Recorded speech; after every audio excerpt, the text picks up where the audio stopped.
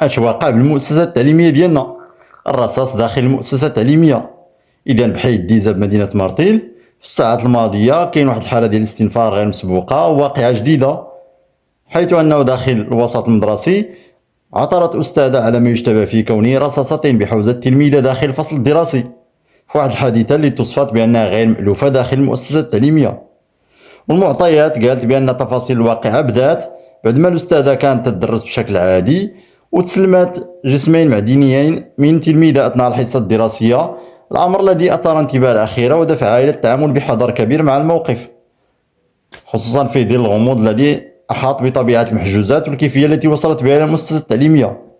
لكن سرعان ما اكتشفت الأستاذة أن الأمر يتعلق برصاصتين، فأشعرت الإدارة التربوية اللي قامت بدورها بتفعيل الإجراءات المعمول بها في مثل هذه الحالات، حيث تم ربط الاتصال بالمصالح الأمنية المختصة من أجل التدخل والتحقق من ملابسات الواقعة في خطوة تهدف إلى ضمان سلامة التلاميذ والأطر التربوية داخل المؤسسة.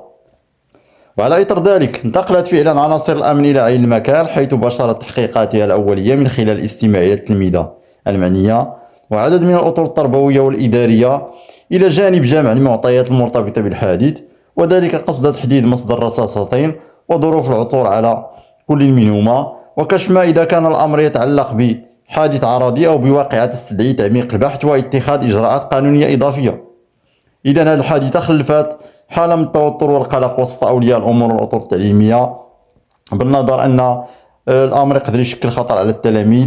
حساسية الواقعة وارتباطها بمحيط يفترض أن يوفر الأمن والطمأنينة في وقت تتواصل فيه الأبحاث والتحريات تحت إشراف الجهات المختصة من أجل كشف جميع الملابسات المحيطة بالقضية وترتيب المسؤوليات عند الاقتضاء. وتعيد هذه الواقعة للواجهة النقاش اللي هو حول أهمية تعزيز آلية المراقبة التوعوية داخل المؤسسة التعليمية.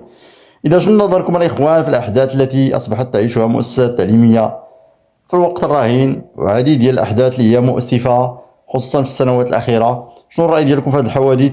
أين يتجلى الخلل؟ هل الأسرة تقوم بدورها كما يجب؟